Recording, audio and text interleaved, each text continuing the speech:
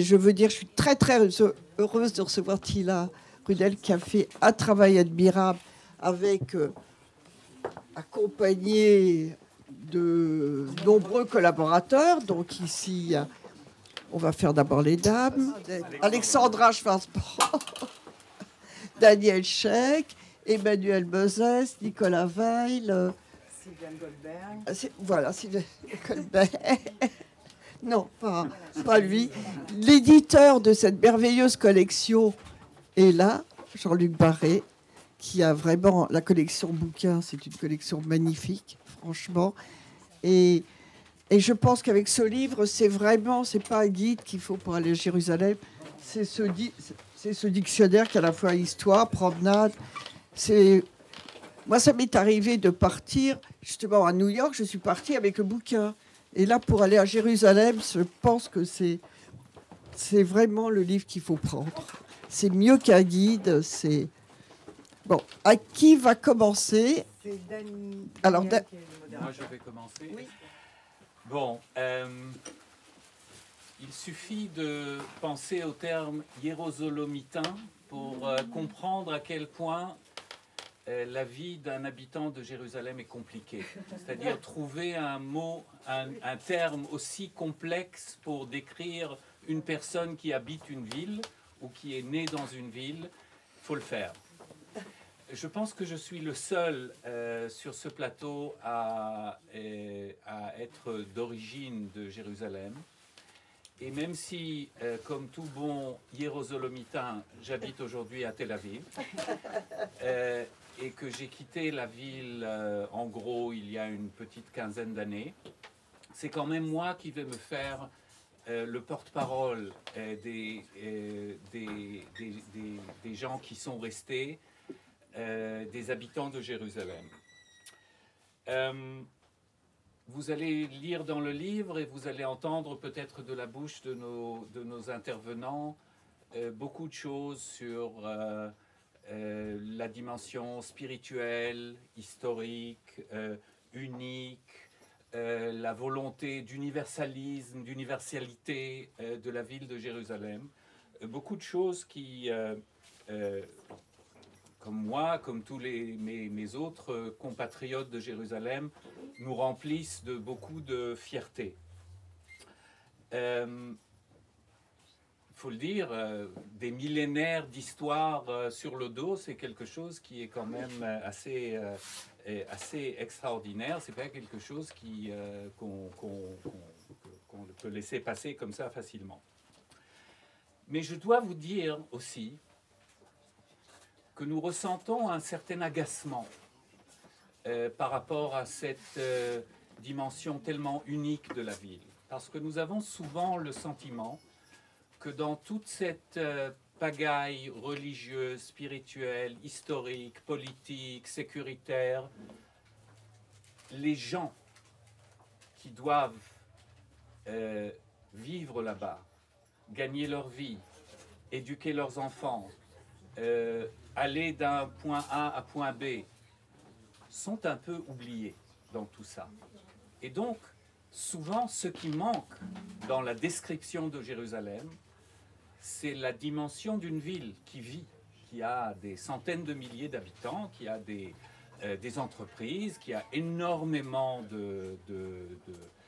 d'institutions gouvernementales, une université extraordinaire, mais il y a aussi une simple vie de tous les jours qui, elle, vous ne la trouverez pas dans ce livre, comme vous ne la trouverez pas dans aucun autre livre ou dans aucun essai sur Jérusalem.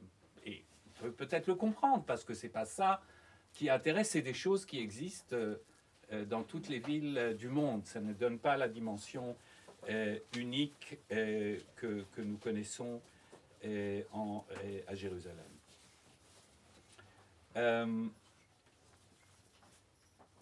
Mais dans cette atmosphère de un peu trop d'histoire, je dirais, trop d'histoire, ça pèse. Je pense que quand j'habitais à Jérusalem, la chose dont j'avais le plus envie, c'est la normalité. Et c'est un peu un paradoxe parce que s'il y avait la normalité, on n'aurait pas eu ce merveilleux livre. C'est clair, parce qu'une ville normale, ça n'intéresse personne.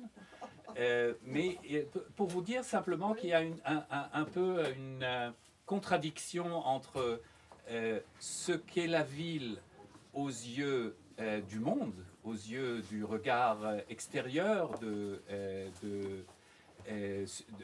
gens à travers le monde, parce qu'il n'y a pas une ville plus suivie, plus regardée que Jérusalem à travers le monde, et le regard de l'intérieur de ceux qui y vivent et qui ont choisi de faire leur vie, d'installer leur famille et de traverser le parcours de leur vie.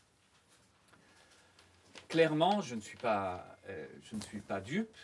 C'est clair que c'est un combat perdu d'avance et que la dimension unique de Jérusalem va toujours avoir le dessus. Et son symbolisme,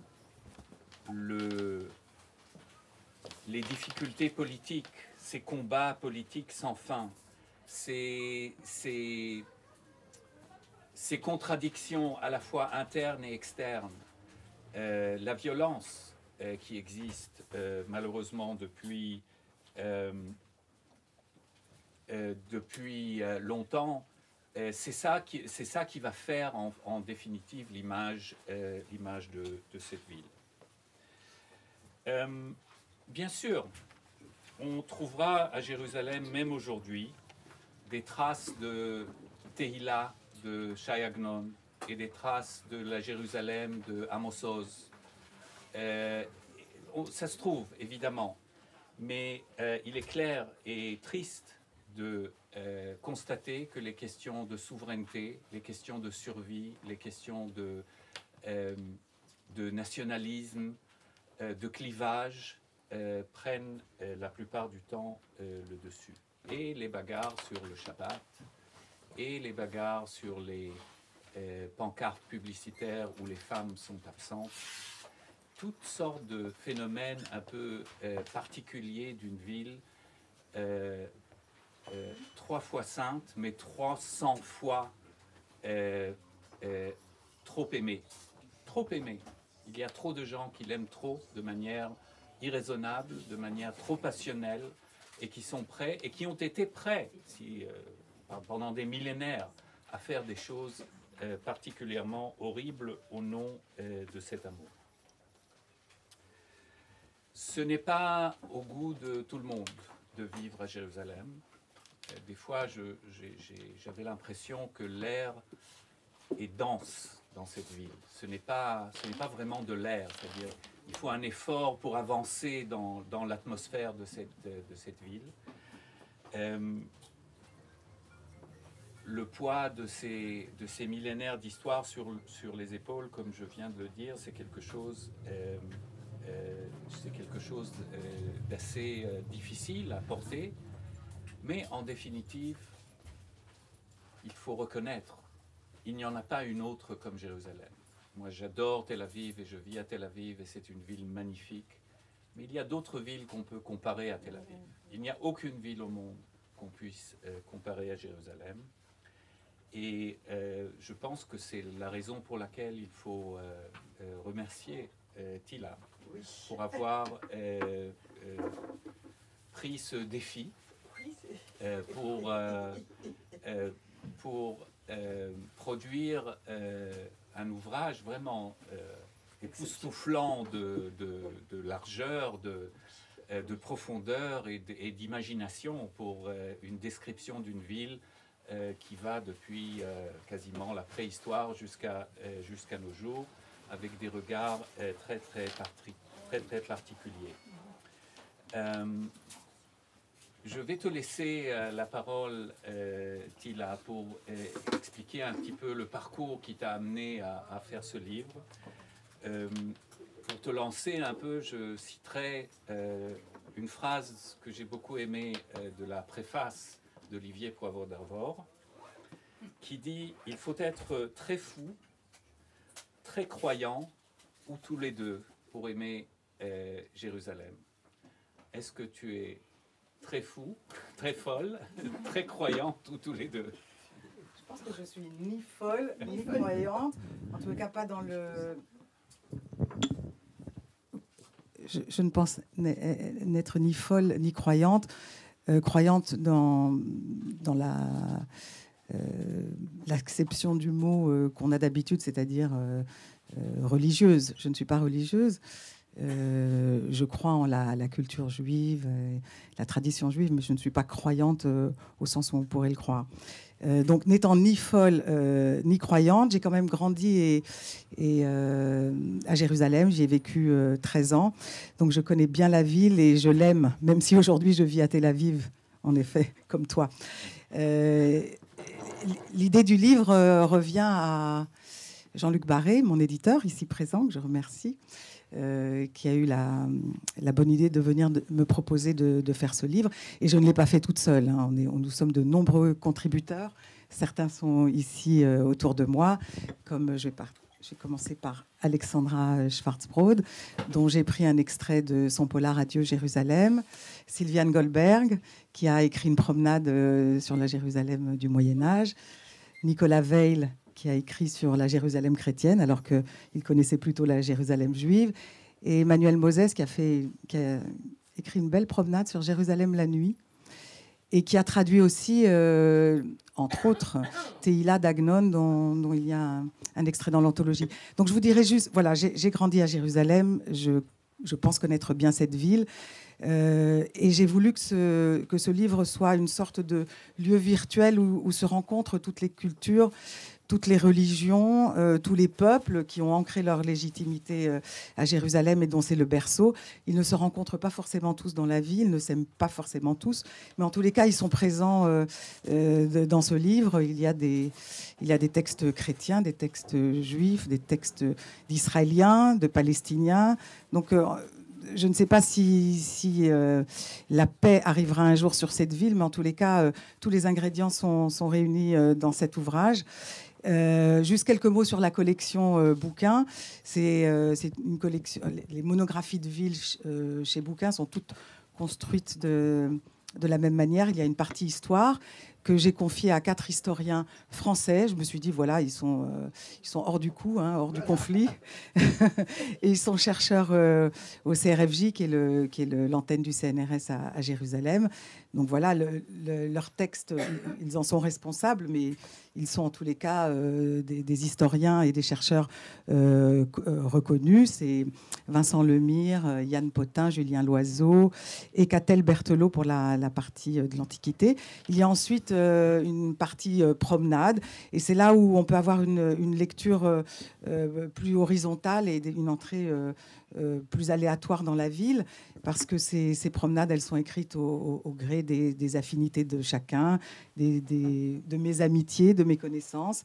Voilà, c'est comme ça que je me suis adressée à vous pour écrire ces promenades. Il y a aussi, parmi les contributeurs qui ne sont pas là ce soir, il y a Théo Klein qui a écrit une très très belle promenade, qui est une promenade réelle. Il marche avec Ziad Kawas, son ami palestinien, et ils essayent d'imaginer une Jérusalem en paix.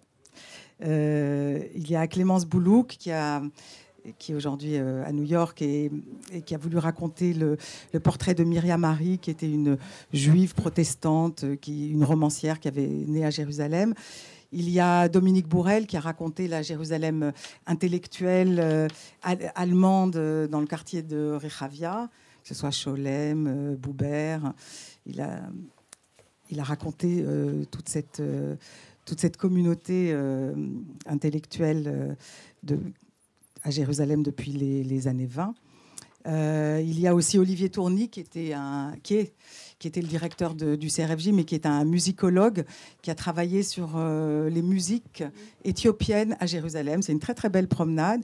Il y a aussi Samuel Blumenfeld qui a raconté Jérusalem par le cinéma, ou Frédéric Chilot qui raconte Jérusalem à travers ses consulats, parce que avant que la Palestine devienne Israël, il y avait des consulats étrangers européens à Jérusalem. Il y a le père Jean-Michel de Tarragon qui lui nous emmène sur les pas de Jésus. à Jérusalem, et Nicolas pour, je crois que je t'ai déjà cité, pour la partie chrétienne. Voilà. Donc voilà, ça c'est la partie promenade, qui est une très jolie partie du livre. Et il y a ensuite une anthologie littéraire où là je me suis lâchée. J'ai commencé avec la Bible, et à travers des textes, j'ai choisi que des textes évidemment qui parlent de Jérusalem. Il y a des textes du Moyen-Âge, de l'Antiquité, Flavius Joseph, le pèlerin de Bordeaux. Et puis j'ai fait la part belle aussi aux écrivains français, aux voyageurs, écrivains voyageurs du 19e siècle, avec Lamartine, Loti, Chateaubriand, etc. Et puis évidemment la littérature contemporaine, israélienne, française et palestinienne. Et c'est là où tout le monde se retrouve, ainsi que la poésie, beaucoup de poèmes, de poèmes français, de poèmes israéliens, traduits souvent par Emmanuel Moses. Et puis, la dernière partie du livre est un dictionnaire. Et là, c'est une partition qu'on a fait à 4 mains avec Isabelle Albaret qui est là. Et c'était une façon de déambuler dans Jérusalem. Et Isabelle, là, voilà, ma co-auteure du dictionnaire. Et c'était une façon de raconter Jérusalem à travers les rues, les personnages historiques, les quartiers, les hommes politiques, les institutions, les immeubles, les maisons. C'est une vraie promenade complètement subjective. Hein. Nous avons choisi, il y a 350 entrées dans le dictionnaire, on les a vraiment choisies un à un, de Aelia Capitolina, qui est le nom de Jérusalem, le nom romain de Jérusalem, à Z, je crois que Z, c'est le zoo de Jérusalem. Voilà. Alors, je voulais juste terminer par 2 phrases qui sont en exergue du livre. Je les connais quasiment par cœur, mais je dis quand même. La première, c'est la poétesse Zelda qui dit « Il faut toute une vie pour venir à bout de Jérusalem ». Donc voilà, on n'en a pas terminé. Et puis, l'autre exergue qui dit qu'il y a 10 mesures, c'est le Talmud, hein, une citation du Talmud, 10 mesures de beauté sont descendues sur la terre, Jérusalem en a pris 9 et le reste du monde s'est partagé la 10e. Voilà, c'est sans doute une bonne raison pour avoir commis cet ouvrage. Voilà, je te redonne la parole, Dany. Merci Tila. Alors, je vais essayer de faire intervenir les 3 personnes parmi les contributeurs de ce livre qui sont ici avec nous. Et j'aimerais, si vous le permettez, commencer par vous, Nicolas Weil. Vous avez fait un texte passionnant, je dois dire, sur la dimension chrétienne de Jérusalem, qui est évidemment, tout le monde pense la connaître. Mais d'abord, elle est très compliquée, très complexe. C'est une histoire pleine de surprises et de choses inattendues. Et surtout vue par un juif qui connaît sans doute très bien Jérusalem, mais la connaît plutôt du point de vue d'un regard juif. Et il y a une phrase dans votre texte, Nicolas Weil, qui m'a beaucoup plu. Vous dites entre la Jérusalem céleste et la terrestre s'interpose la Jérusalem imaginaire. Qu'est-ce que c'est le Jérusalem imaginaire ? Merci Dany Scheck. Je vais répondre tout de suite à votre question, mais je ne peux pas quand même lâcher le micro sans féliciter Tila.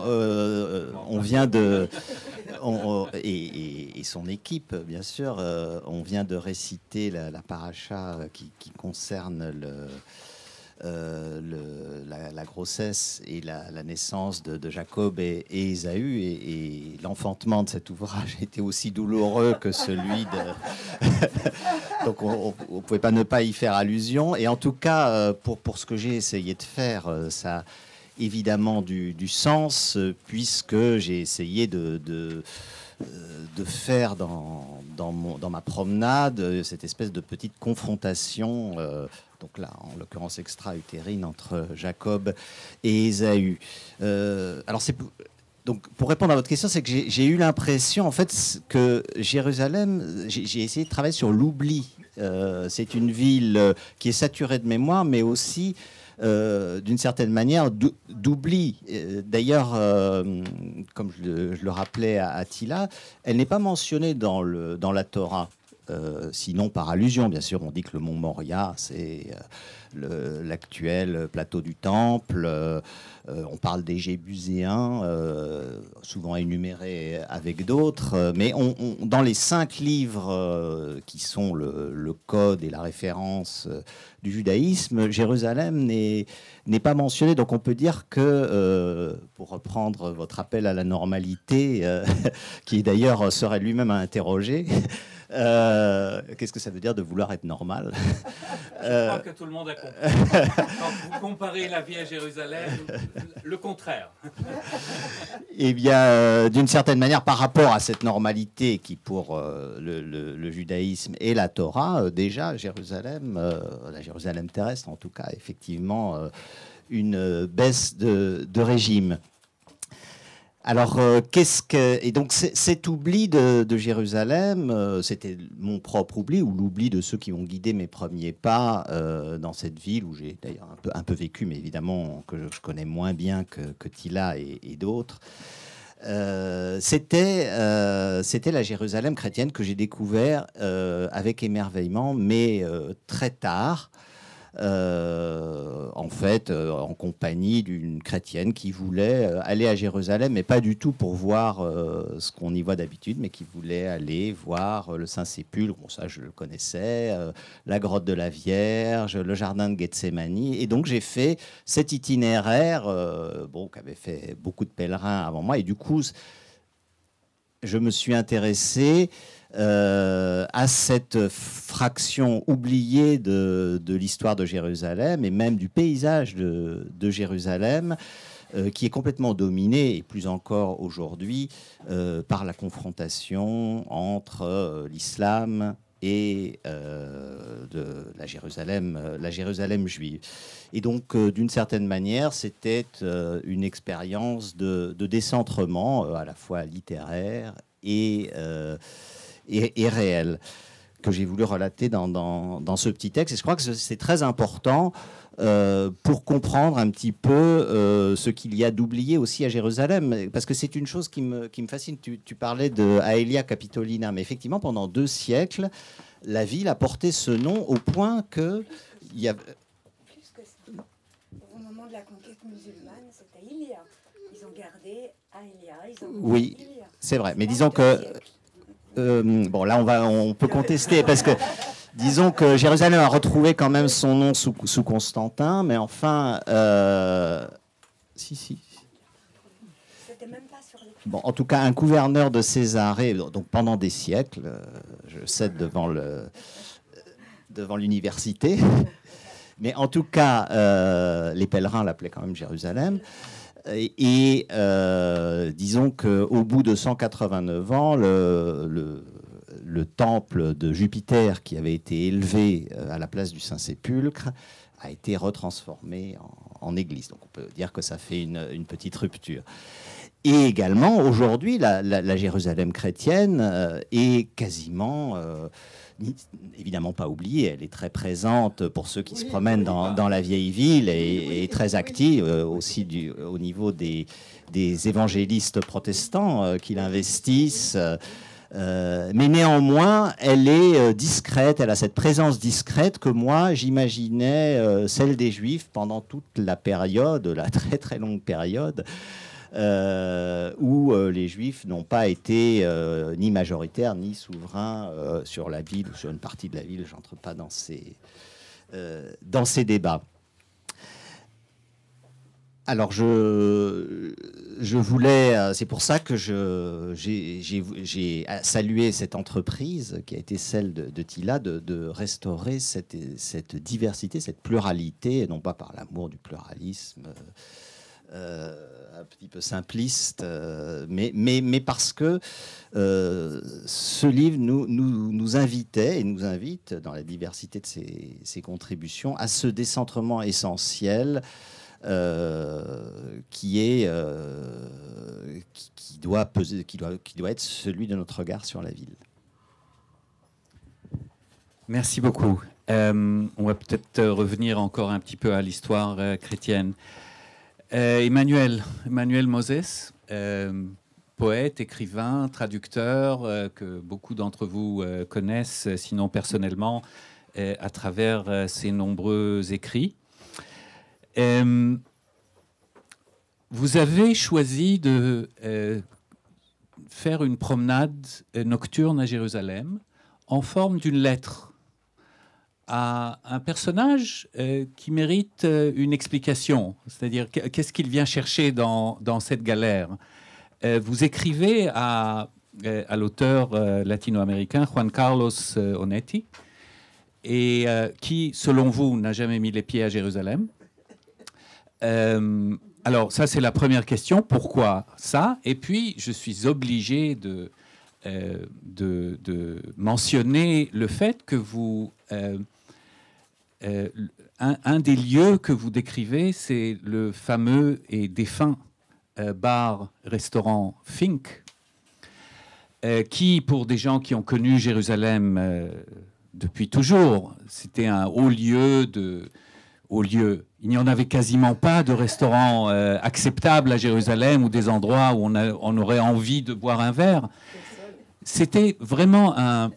Mais il y a quelque chose de paradoxal dans ce choix, parce que Fink, c'est à la fois une institution à Jérusalem, mais c'est aussi totalement décalé, un lieu totalement décalé par rapport à Jérusalem. C'est une sorte de, si vous permettez l'expression, ça a toujours été une sorte de doigt d'honneur vers la ville, le lieu où on boit beaucoup dans une ville qui est, ma foi, plutôt abstinente. On mange un stroganoff, c'est-à-dire que c'est peut-être pas du porc, mais c'est certainement de la viande de bœuf dans beaucoup de crème fraîche. Et d'ailleurs, c'est peut-être pas totalement le hasard, c'est un lieu, c'est un défi pour Jérusalem qui a disparu en 2005, me semble-t-il, après plus de 70 ans d'existence, tellement symbolique que ce lieu est disparu. Alors, je vous laisse avec ces deux questions, Emmanuel, et vous en faites ce que vous voulez. C'est gentil. À nous la liberté. En fait, c'était assez compliqué, parce que Tila m'a très gentiment demandé, voilà, je la félicite aussi pour ce livre magnifique, m'a très gentiment demandé des textes, et j'ai recyclé, après tout, voilà, c'est ce que... tout le monde fait depuis Jean-Sébastien Bach, n'est-ce pas? Voilà, oui, on recycle en permanence. J'ai un texte que j'avais écrit pour une revue, je ne sais pas si elle existe toujours, Autrement, la revue Autrement, qui consacrait des numéros à des villes. Et donc, il y a une longue promenade que j'avais faite il y a super longtemps, il y a plus de 30 ans maintenant, à Jérusalem, dans la Jérusalem juive, chrétienne, justement au Saint-Sépulcre aussi, et puis musulmane. À l'époque, on pouvait circuler très librement entre les trois Jérusalem, à 4h du matin, 3h du matin, 2h du matin, il n'y avait aucun problème. C'était une ville ouverte. C'était Jérusalem, ville ouverte. Avec évidemment des tensions, mais ça a complètement changé.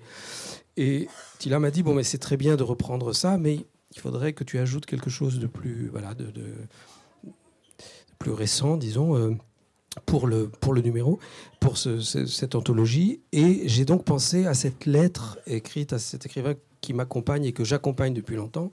Donc je me promène avec lui depuis très très longtemps, et il était normal que je l'emmène avec moi à Jérusalem, ville où j'ai grandi comme toi, où j'ai vécu 17 ans. Comme on emmène un être aimé ou un frère ou un grand frère, voilà, parce que c'est un de mes écrivains préférés. Donc c'était ça, et ça a introduit pour moi une sorte de vision libre de Jérusalem, et qui s'est effectivement cristallisée dans le lieu de Fink dont tu parles, et où j'allais très peu, parce que c'était effectivement un restaurant où on mélangeait joyeusement la crème fraîche et le bœuf. Moi, à l'époque, j'étais très pratiquant, je venais d'une famille très pratiquante, donc c'était un peu l'enfer pour moi, n'est-ce pas? Mais un enfer très attirant. Et puis, c'était un endroit où les correspondants étrangers se retrouvaient et les écrivains de Jérusalem. Parce qu'il y avait à l'époque, ça a un peu disparu, une bohème à Jérusalem, que Tila a bien connue, toi aussi, je pense, autour d'un café, Tahamon, et puis de Fink. Et ça dessinait une sorte de contre. C'était une espèce de. C'était un underground. C'était un peu le Jérusalem underground et qui me fascinait beaucoup aussi à ce titre. Parce que j'avais des amis, notamment un ami qui était un grand poète hébreu, enfin israélien, qui s'appelait Karmi. Et c'était sa cantine. Il y allait tous les soirs. Donc parfois, comme ça, je poussais la porte. Et voilà.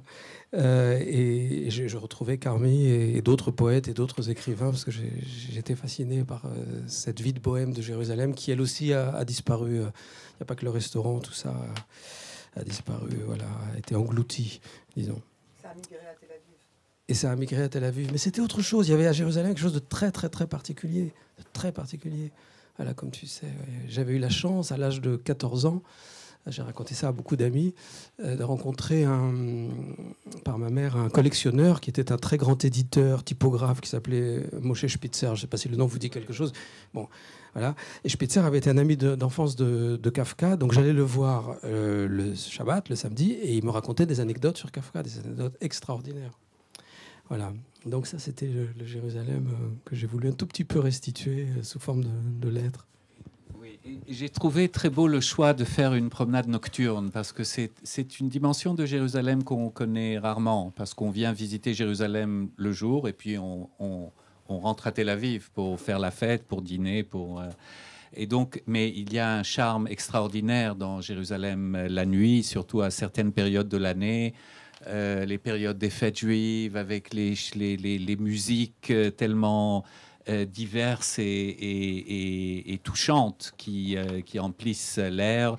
Et puis, il y a l'air de cette ville qui est, avec l'altitude et avec le mélange de l'air qui vient de la mer et l'air qui vient du désert, fait un cocktail assez particulier. Alexandra Schwarzbrod, journaliste, écrivaine. Nous nous sommes connus à Jérusalem. Elle était correspondante du journal Libération à Jérusalem pendant 3 ans, c'est ça? Des années difficiles, il faut dire. 2000-2003, n'est-ce pas? Des années très violentes à Jérusalem avec beaucoup de bombes, des intifadas, des affrontements, de gaz lacrymogène dans l'air, etc. Donc de quoi avoir plutôt de mauvais souvenirs. Et pourtant, j'ai l'impression qu'il n'y a pas que des mauvais souvenirs.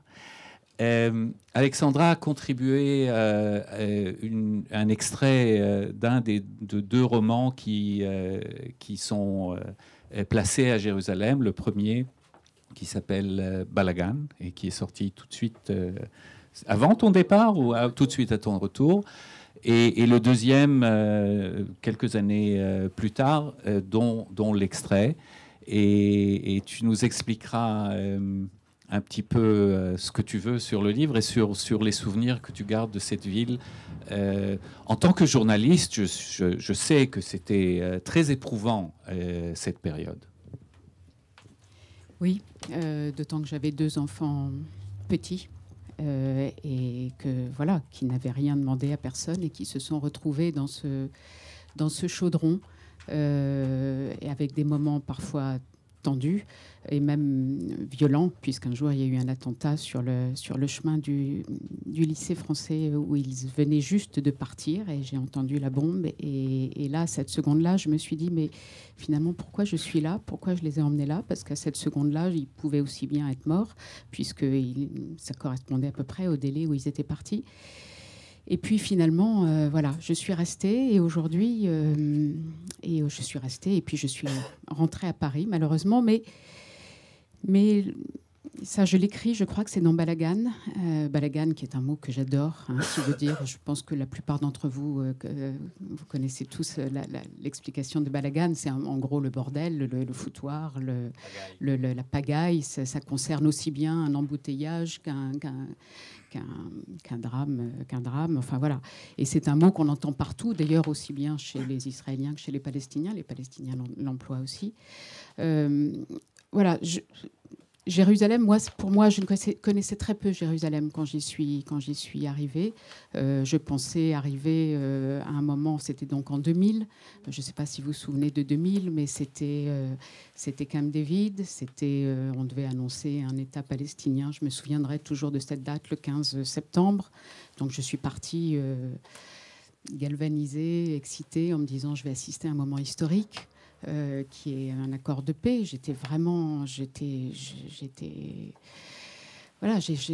J'avais l'impression que je faisais le plus beau métier du monde, et j'ai toujours cette impression d'ailleurs. Et puis voilà, je suis arrivée là-bas, je suis allée me balader un peu dans les territoires palestiniens cet été-là, pendant que Ehud Barak était à Camp David, avec Arafat aussi, hein, je crois. Oui, bien sûr, avec Arafat et Clinton. Et voilà, et je me suis baladée, et là j'ai compris qu'il y aurait certainement pas la paix, qu'il y avait trop de ressentiments, et que ça allait être compliqué. Et j'étais sur l'esplanade des mosquées ce 28 septembre 2000, quand tout a commencé. Et ma vie, on a été transformée. Et non pas que je ne suis pas du tout croyante, je suis impliquée ni d'un côté ni de l'autre. Mais j'ai assisté là à une période comme si je touchais du doigt ce qui est l'essence même de la vie, c'est-à-dire la mort, la bagarre, la peur, l'injustice, la passion aussi. La passion. J'ai passionnément aimé Jérusalem, mais vraiment passionnément. Et quelque part, au fond de moi, je l'aime toujours passionnément, parce que rien que d'y penser, j'ai même la voix qui se... Ça a été pour moi un moment, dans ma vie, un avant et un après Jérusalem. Alors moi, c'est pas l'histoire, c'est pas la culture, les références littéraires, non, c'est la lumière sur les pierres dorées de Jérusalem. J'imagine que beaucoup d'entre vous connaissez Jérusalem. Il y a une pierre un peu grumeleuse, un peu dorée, qui n'existe nulle part ailleurs.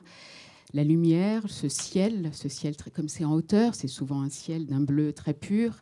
Les odeurs, ces odeurs à la fois d'herbe, d'eucalyptus, les odeurs, les gens. Et à l'époque, les mélanges. J'habitais juste à la limite entre Jérusalem-Ouest et Jérusalem-Est. Pas très loin de la porte de Damas, côté palestinien, mais pas très loin du lycée français de Jérusalem, de la municipalité. Et je partageais ma vie entre les deux. J'allais acheter mes pitas chez le boulanger palestinien près de la porte de Damas, et j'allais acheter les bagels sur le chemin du lycée. J'adore autant les pitas. Je pense que la pita, c'est qui n'a pas croqué dans une pita qui vient de sortir du four n'a pas touché à la volupté. Enfin, voilà, j'en ai des souvenirs très forts, de peur aussi, de peur pour moi, pour mes enfants, mais pour tous ceux qui étaient là, à l'Est comme à l'Ouest. Et si j'en ai fait des polars, c'est justement parce que j'avais envie de raconter cette violence. La violence, pas seulement physique, la violence mentale, la violence... On est tous fous à Jérusalem, tout le monde est fou. Et moi, je devenais folle aussi à vivre là-bas. Et d'ailleurs, je ne voulais plus partir. Je n'ai pas pris un jour de vacances parce que j'avais peur, si je partais, qu'il se passe quelque chose d'effroyable. Il y a une espèce de... voilà, on est tous fous. Et cette intensité, tout est très intense. Hein. J'ai parlé de la lumière, mais tout est intense. Et c'est vrai que pour raconter ça, je n'avais pas envie d'écrire un livre de journaliste sur le processus de paix en miettes, non, je n'avais pas envie. Et le polar, le noir, m'a semblé être le meilleur genre pour parler de ce que j'avais vécu là-bas. Et donc, c'est pour ça que j'ai écrit Balagan.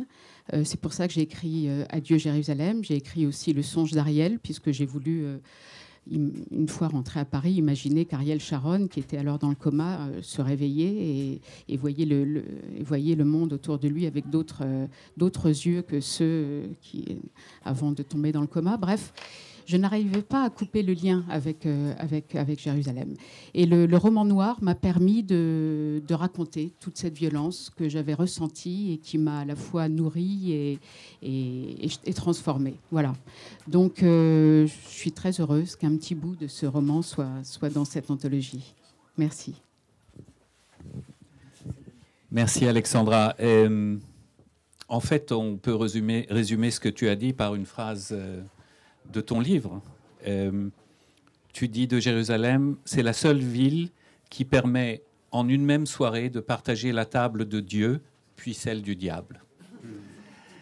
Et ce n'est pas pour rien que j'ai laissé Alexandra pour la fin, parce qu'elle nous amène quand même vers une actualité, contrairement aux autres contributeurs qui restent dans la... un peu qui fuient, un peu, oui. Non, mais je trouve que on est terriblement plongé dans l'actualité, et l'actualité n'est pas très heureuse ces dernières années. Mais moi, même si je vis aujourd'hui à Tel Aviv, je suis resté, et je vais toujours rester très, très attaché à cette ville. Mais je trouve ce qui est vraiment bien dans cet ouvrage, c'est qu'il ne mentionne quasiment pas l'actualité. C'est-à-dire, il nous rappelle des choses beaucoup plus grandes que l'actualité de ces dernières années et nous laisse avec un certain espoir qu'on puisse retrouver l'esprit de Jérusalem qui se reflète dans ce beau livre. Merci.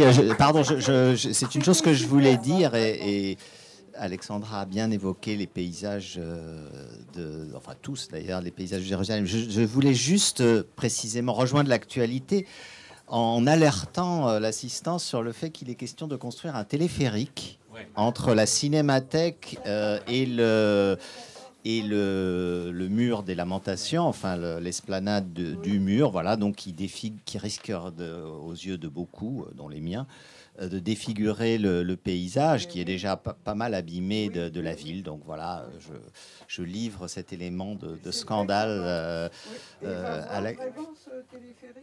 Ben, je ne sais pas, c'est un projet, en tout cas à titre de concession à l'actualité. Et moi qui voulais terminer sur une note positive. Ben oui, c'est raté. Merci, vous étiez tous formidables, vraiment, merci.